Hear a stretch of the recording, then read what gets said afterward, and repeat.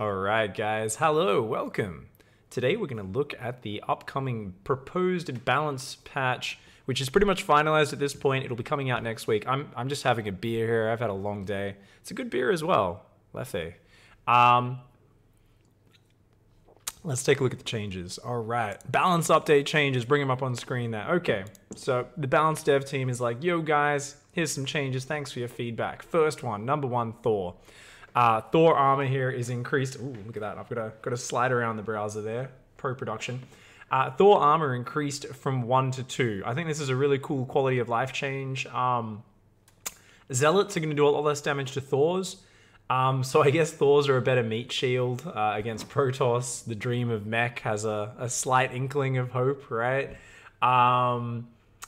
And of course, Thor, Zerglings aren't going to be as good against Thors, so that helps Terran against Lingbane Muta a little bit. Whereas usually you see Thors as this thing where a lot of Terran players, I guess, don't really get to that stage. So I guess technically this helps Thors against Mutas and Zerglings. Generally, the Thor is not a heavily used unit. Anything that gives it a small boost like this, I say that's a good change. You could maybe argue maybe more needs to be done than that, but hey, they've got this fancy other little change as well. Thor morph times are reduced from 2.5 to 1.79, and the random delay duration reduced from 0.36 to 0.18. Now, what that actually just means is takes less time to transform. That's it. The random delay is just another part of that. Essentially, this is just going to reduce the changing time by about 1/3 roughly. So that if you're suddenly surprised by Broodlords and you transform your Thors, they're not out of action for a whole 2.5 seconds. Honestly, I think they could make it even less time, and it would be completely fine. Realistically, I don't think the Thor's anti-air has ever really been a very good answer to any big air army, and making it instant, I don't think would really break anything. But, I mean, hey, making it shorter, it's not going to hurt anything. I think these are a good couple of small changes to try and help the Thor become more useful. But you could easily criticize these saying it's not enough. Now, next up is a big change. It is the Raven auto turret damage reduced from 24 to 18, but the duration is increased from 7 seconds to 10 seconds. So it's overall a very similar damage output. And the real big difference here is it's not as hard hitting. It's not as sudden. Can you guys hear that? There's a weird beeping noise. Let's ignore that. Hopefully you guys can't pick it up on the mic. So yeah, basically what this means is you're not going to be two-shotting workers anymore. So Zergs, Protoss players, if you play against Ravens, sweet, your workers don't die as quick, which gives you more time to pull them away. The problem is, if you don't have anything to actually kill that turret, even if you're quick to pull away workers, you're now going to have to leave your workers away from the mineral line for longer. And that's a real pain in the butt. So if you are defending Ravens through just pulling workers, maybe your units are attacking on the other side of the map, and you don't have anything to clean them up, this is going to actually make it almost stronger in terms of overall mining time.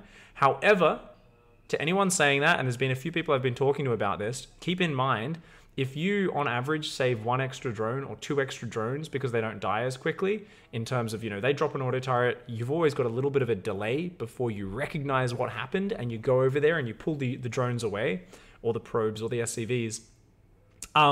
If you're on average now losing, say, let's say one less worker, every time that happens, I think losing 1 less worker compared to 3 seconds extra of lost mining time, I think this balances out not too badly. Definitely, if you're getting your mineral time delayed over and over again and you're losing 20, 30, 40 seconds of mining time, it can add up really hard. But the biggest change outside of that little kind of back and forth, which I'm curious to see how it works out, I think, people are going to more often have Zerglings on top of it, have Marines stationed there, have some Stalkers there, and they're just going to kill the turret because it doesn't do as much damage. But outside of that, think about TVT. This is the biggest change. Marines won't get two-shot anymore. Suddenly, they're going to be a lot better against auto turrets. Cyclones, tanks, Vikings, medevacs. Basically, the auto turrets aren't going to kill any of these units in those early game skirmishes nearly as fast.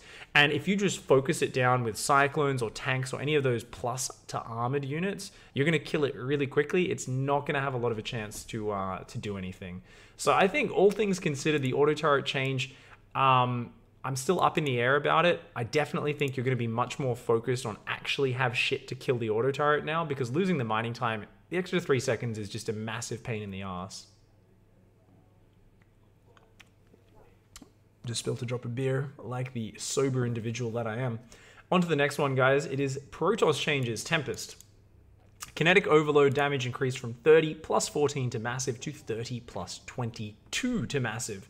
So that's a plus 8 damage increase to massive targets. Now, sure, that'll give you a slight bonus to, to ground units as well, I think. Or is kinetic overload only the anti-air attack? Either way, I think this might just be the anti-air attack. Either way, that's the only point where it matters. Tempests still suck at killing Ultralisks and Thors, right? I did some maths. Let me bring that up here. Ooh, I'm not going to bring it up on screen. I'm too lazy to throw that into the scene. Okay, so previously, Tempests took 6 shots to kill a Broodlord. They're now going to take 5 shots. Okay, so PvZ makes the Tempest a little bit stronger. However, before, with plus 1, it would take only 5 shots to kill a Broodlord.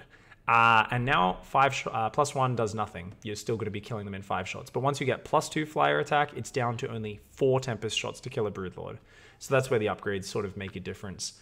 In TVT against battlecruisers, it's down from 14 shots to kill a battlecruiser to 12 shots to kill a battlecruiser. And that's actually quite a significant change. That's something for sure. Versus carriers in PvP, and this is really what I think a lot of us are seeing this as being focused on, is SkyToss has created some boring games. It's not been the most exciting, and so basically the Tempests will be a bit of a better option now against carriers. Carriers, rather than taking 10 shots to die, will take 8 shots. So the idea here is if you get out 8 Tempests and an Oracle, and this is like Supreme late game we're talking, or 4, you get something that's like a fraction of it so that you can kill them in full volleys, right? So it's either 2 volleys to kill a carrier with 4 Tempests, or 1 volley if you've got 8 Tempests. You tag the carriers, you one shot or you 2 shot a carrier. You shoot, you pull back, you shoot, you pull back, and you can kind of kite those carriers to death. Whereas before, the carriers would just kind of overwhelm you. You'd pick off a carrier, you'd pick off a second carrier, and the carriers would be on top of you, and you'd just get your face ripped off in brutal fashion. So that was kind of messed up. Finally, Void Ray change here is going to slow down the Void Ray by 40% while active. That's kind of crazy.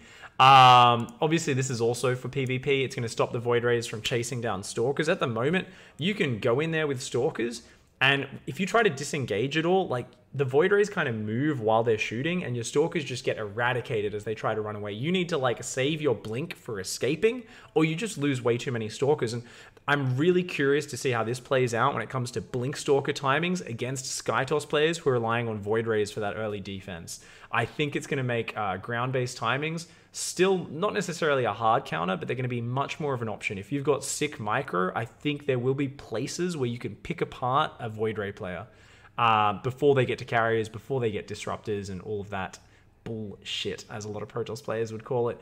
Finally, for Protoss, the Zealot charge upgrade lowered from 200, 200 to 100, 100. Charge was already a great upgrade. Everyone was using it in the mid to late game, but now maybe this will open up a chance for some earlier styles. I already loved toying around with getting charge instead of glaives. Now it costs the same as glaives. This is just going to encourage players to use charge earlier. And I think most of all, this is going to dispel the myth in the mid to low levels that charge lots are useless now. The problem before is charge lots didn't kind of become useful until a bit later because it was such an expensive upgrade. Halving the cost of that is going to allow players to use charge lots much more as a core unit, and that's going to be really cool. In terms of pro play, we very well may see strategies where people just rush up to charge, and that would be friggin' awesome. I would be really excited to see that. Finally, my favorite change of all, as someone who plays a lot of random now, you guys may have remembered my video when patch 3.8 came out where I said burrowed infestor casting neural, casting fungal is the most bullshit, broken, silly thing out there.